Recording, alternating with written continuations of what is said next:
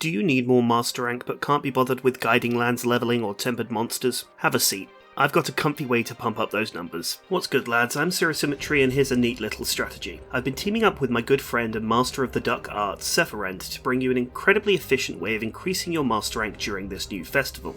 Currently in rotation, there are a group of 6 event quests known as Crown Quests, one for each locale. They feature 5 monsters back to back that have higher chances of being incredibly large or incredibly small, otherwise known as gold crown size, hence the name. All 5 monsters will have massively reduced health and will typically take a fraction of the usual time to defeat. In order, these are Yodeling in the Forest, Heavy Metal in the Waste, A Symphony of Coral, Rotten Canzone, Alt Rock Recess, and Ballad of the Hoarfrost. We'll be focusing on the Rotten Vale for this video, however let me provide some context. Ceph here has not yet hit Master Rank 100, and this is entirely on purpose. In order to unlock your Master Rank to freely increase with each quest, you must complete the quest To the Very Ends with You, your first full encounter with Ruin and Gigante. Failing to take on this quest will result in your MR being capped at 99, with no access to the final level of the Guiding Lands, any Tier 3 Tempered Investigation, and a vast majority of augments. So why has he done this? Well, to put simply, it's to obtain the rarest legitimate screen cap in the entire game, an image that shows the player going directly from Master Rank 99 all the way to 999, and this absolute madman is at around about 850 or so. Absolutely insane.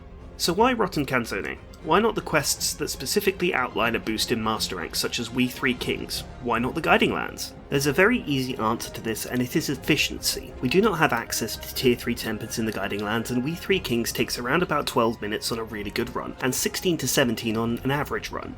Other quests, such as When the Swift Meets the Roar, could be completed much quicker, but give less Master Rank. Rotten Canzone consistently takes under 10 minutes, and when completed, gives 1.5 bars of Master Rank. Assuming PC loading times and minimal downtime between quests, that's approximately 9 to 10 Master Rank per hour, or, to push it further, if you ran this quest 2 hours a day for 1 week, approximately 140 Master Rank. Onto the strategy, using dual wide 7 gun lances. In order, we will be taking on Great Gyros, Odogaron, Tigrex, Folga Anjanath, and finally Acidic Glavenus. The use of dual gun lances is to get consistent damage without the need to worry about hit zones, and the fact that the Wormstake mines can stack for some huge damage. A lot of this run also revolves around the use of our Palicos, with paralysis weapons, the Meowcano, and the Trapper Cat being used to keep the monsters as immobile as possible. Before we start the run though, there's a final couple of points to examine. With each monster that we defeat, there will be at least 3 slinger ammo drops on the ground. One will always be loaded into the gun lance, and the other used for a flinch shot before going on to the next target. The first 2 targets don't need any specific area for our Wormstake to land, however the Brute Wyverns and Tigrex will need the Wormstake to be on their legs, to ensure a few trips. We start at Camp 1, and make our way down to the Gyros Nest, being sure to load the gun lance with the torch pods that you find at camp. You'll see me use the Temporal Mantle to negate some of the nasty paralysis attacks here. Now once we've performed a successful flinch shot, we go in all guns blazing, and attempt to lock Gyros down before he does anything unsightly.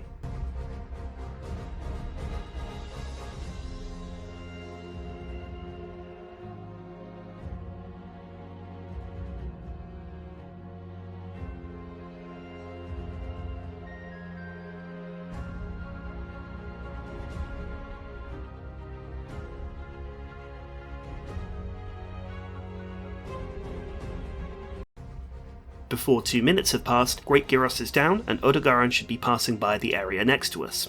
Usual affair, we approach with a flinch shot, Wormstake in the arms, and attempt to get a claw break to lock him down further.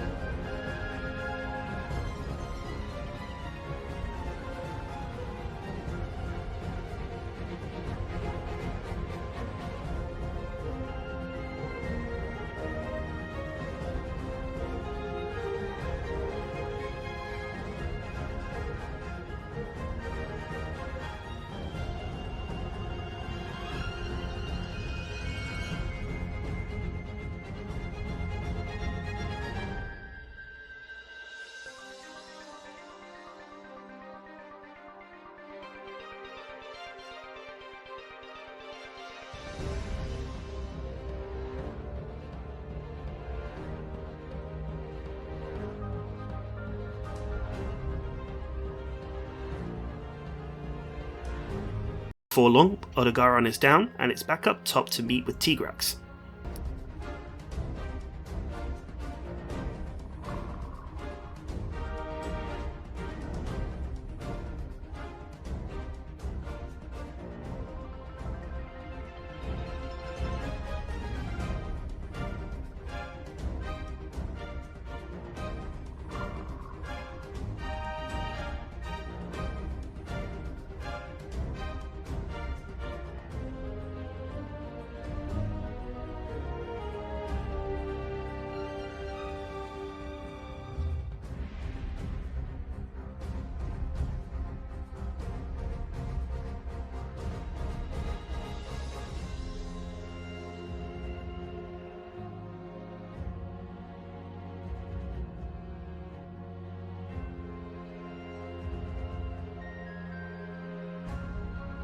This goes absurdly well, and is locked down perfectly by paralysis and traps. Now that we've dispatched Tigrex, Fulgur Anjanath shows up in the same area, a very common occurrence in this quest, and can save us a lot of time that would be spent tracking him down. Fulgur does manage to escape at the end, however he doesn't go far before we finish him off.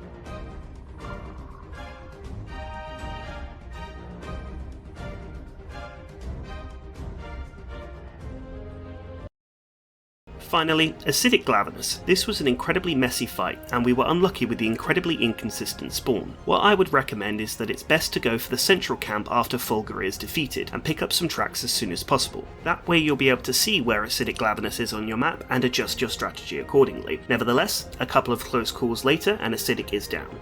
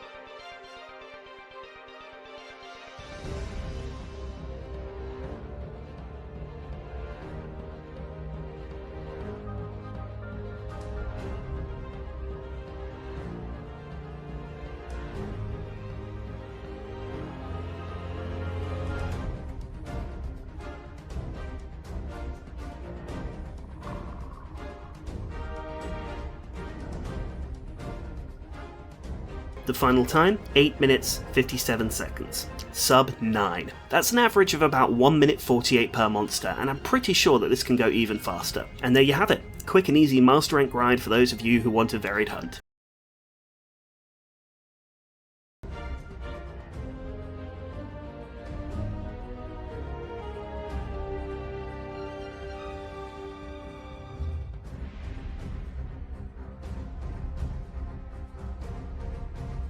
Come say hi to Ceph and I sometime on Twitch. We'd love to see you there.